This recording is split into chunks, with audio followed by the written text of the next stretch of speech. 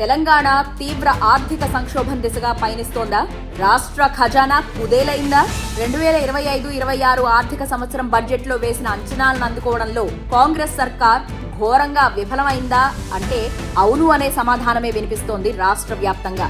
ఇందుకు జనవరికి సంబంధించి ప్రభుత్వం కాగుకు సమర్పించిన నివేదికే నిదర్శనం. అసలు రాష్ట్రంలో ఆర్థిక సంక్షోభం ఎందుకొచ్చింది, కాంగ్రెస్ సర్కార్ ఎందుకు విఫలమైందో ఇప్పుడు చూద్దాం.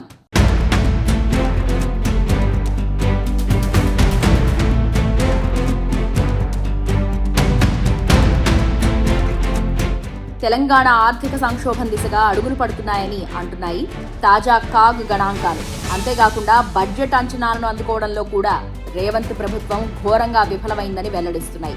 దాంతో రాష్ట్రం అప్పుల ఊబిలో కూరుకుపోతోందని కంట్రోలర్ అండ్ ఆడిటర్ జనరల్ విడుదల చేసిన నివేదిక ఇప్పుడు చర్చగా మారింది.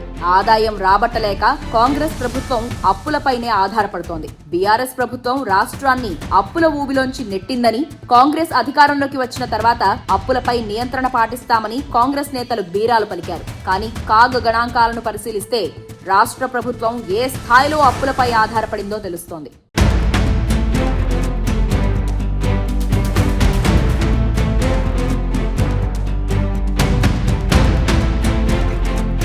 రెండు 2025-26 బడ్జెట్ గణాంకాల ప్రకారం ఈ ఆర్థిక సంవత్సరంలో 2,29,000 కోట్ల రూపాయల మేర రెవెన్యూ రాబడులు వస్తాయని ప్రభుత్వం అంచనా వేసింది. కానీ కాగ్ లెక్కల ప్రకారం జనవరి నాటికి 1,38,000 కోట్ల రూపాయలు మాత్రమే వసూలయ్యాయి. ఇది బడ్జెట్ అంచనాలో కేవలం 60.23%. ఈ ఆర్థిక సంవత్సరంలో ఇంకా 2 నెలలు మాత్రమే మిగిలున్నాయి.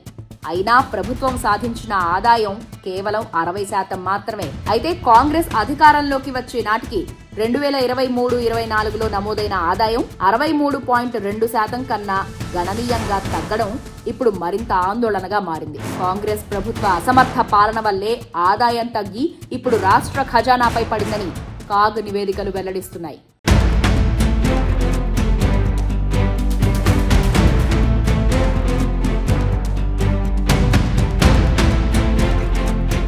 గత 5 ఏళ్ల రెవెన్యూ రాబడులను పరిశీలిస్తే 2021-22 ఆర్థిక సంవత్సరంలో మాత్రమే జనవరి నాటికి అత్యల్పంగా 55.80% ఖజానాకు చేరింది.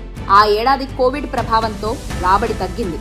ఆ తర్వాత కాంగ్రెస్ పాలనలోనే మళ్లీ రాబడులు పడిపోయాయి. 2024-25లో 55.96% రాబడులు రాగా ఈ ఏడాది 60.23% మాత్రమే వచ్చింది. ఈ ఆర్థిక సంవత్సరంలో రాష్ట్ర పన్ను రాబడి లక్ష్యం 1,75,000 కోట్లుగా ప్రభుత్వం పేర్కొంది. కానీ జనవరి నాటికి 1,26,000 కోట్లు మాత్రమే వచ్చినట్టు కాగ్ నివేదిక స్పష్టం చేస్తోంది. ఇది అంచనాల్లో 72%. కేసీఆర్ హయాంలో రాష్ట్ర సొంత పన్నుల రాబడి ఏటికేడు రాకెట్ వేగంతో వృద్ధి సాధించింది.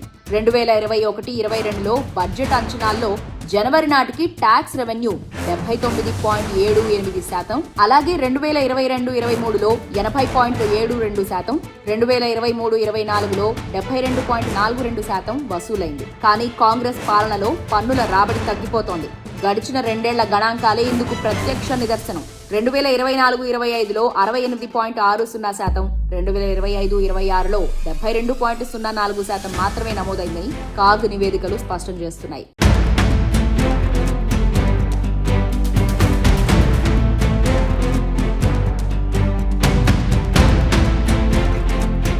గతంలో సొంత రాబడిలో దేశంలోని టాప్ 5 రాష్ట్రాల్లో ఒకటిగా నిలిచిన తెలంగాణ గత 2 ఏళ్లలో అట్టడుగు స్థానాలకు పడిపోవడం గమనార్హం. రాష్ట్ర ప్రభుత్వ అప్పులు ఆకాశాన్ని తాకుతున్నాయి. 10 నెలల కాలానికి 54,000 కోట్లకు పైగా అప్పులు చేయాలని అంచనా వేసింది. కానీ ఇప్పటికే అది 69,148 కోట్లకు చేరుకుంది. ఇక కార్పొరేషన్ల ద్వారా తీసుకున్న లెక్కలు లేని అప్పులు దీనికి అదనం. ప్రస్తుతం రాష్ట్రం మొత్తం అప్పు 3 లక్షల కోట్లకు పైగానే ఉంది. వచ్చిన ఆదాయమంతా అప్పుల వడ్డీలకే సరిపోతుండడంతో కొత్త అభివృద్ధి పనులకు నిధుల కొరత ఏర్పడింది. ఆదాయం మందగించడం, వ్యయాలు అదుపు తప్పడంతో సంక్షేమ పథకాల అమలు ప్రశ్నార్థకంగా మారింది. ముఖ్యంగా రైతు బంధు వంటి కీలక పథకానికి నిధులు సర్దుబాటు చేయడం ప్రభుత్వానికి తలకు మించిన భారంగా మారింది. తెస్తున్న అప్పులకు, అమలు చేయాల్సిన గ్యారంటీలకు పొంతన కుదరడం లేదు.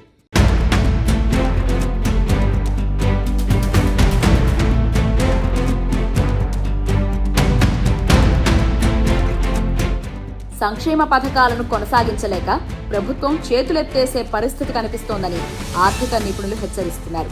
మొత్తానికి ఆదాయ మార్గాలను పెంచుకోకుండా కేవలం అప్పుల మీద ఆధారపడటం వల్ల తెలంగాణ భవిష్యత్తు అంధకారంలో పడే ప్రమాదం ఉందని విశ్లేషకులు ఆందోళన వ్యక్తం చేస్తున్నారు. మరి కాంగ్రెస్ ప్రభుత్వం ఎలాంటి నిర్ణయం తీసుకుంటుందో చూడాలి.